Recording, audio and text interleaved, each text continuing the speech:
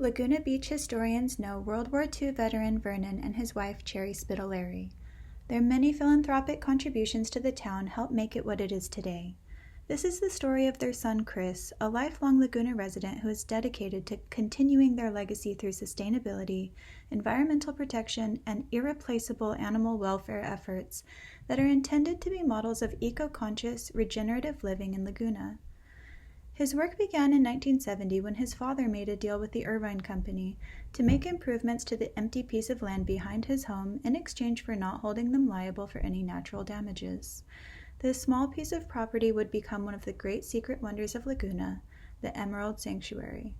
As Kris's passion for animal rescue and care grew, so did the sanctuary on the hillside. Kris's first rehab mentor was his junior high and high school biology teacher, Pacific Marine Mammal Center founder John Cunningham. Al Simmons, one of the founders of the adjacent neighborhood, Emerald Bay, loved the sanctuary where Kris did his first architectural project, creating custom enclosures for animals, then going on to design and help build a family cabin. Kris then trained to officially become an architect at Cal Poly in San Luis Obispo, while taking animal care electives, including living and working at the nonprofit center Rancho de los Animales that offers the opportunity for people of all abilities to ride horses and have therapeutic animal encounters.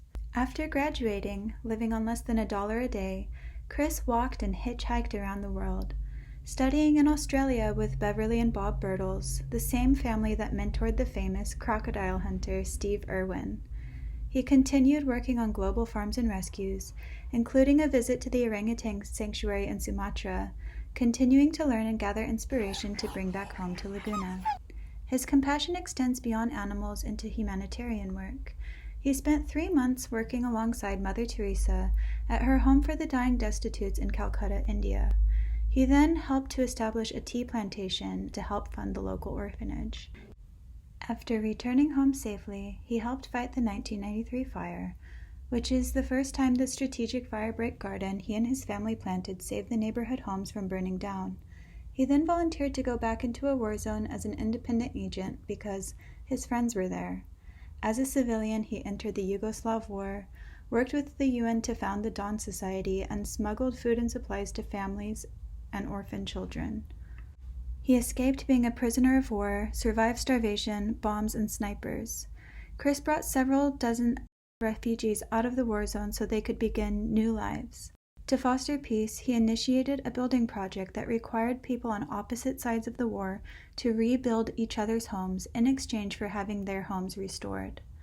Later, he co-founded the Afghan Amity Society to bring restoration to the Middle East in the midst of war-torn conflict.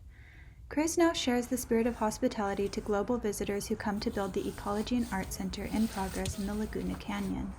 Made completely out of reclaimed materials, the Straw House is Kris's latest architectural project and is intended to serve as a model for regenerative farming, creative workshop space, and a gathering point to share a variety of natural healing, building, and gardening ideologies.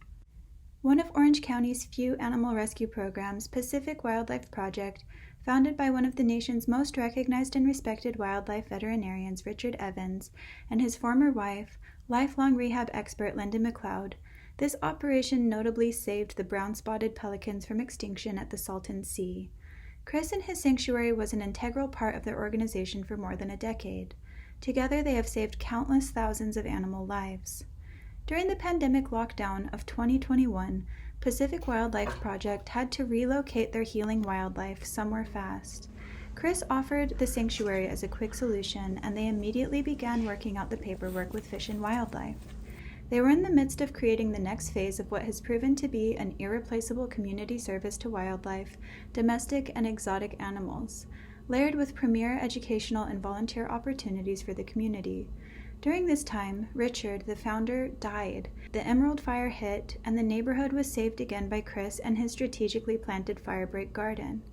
After a lifetime of intensely dedicated humanitarian and environmental service, a small group of people seek to benefit financially from the erasure of his projects and are leveraging the force of the government to support their goals.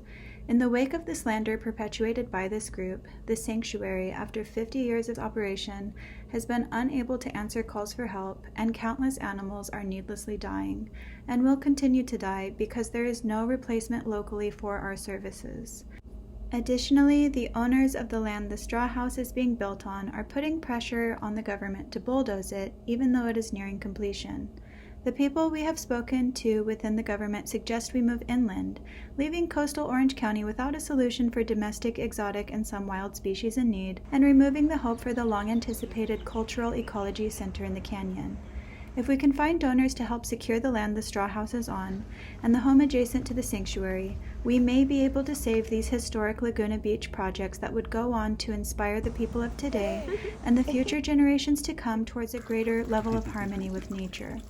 Help now by sharing this message, and if you or someone you know may be able to help this situation, please contact us using the form on our website, emeraldsanctuary.pacificwildlife.org.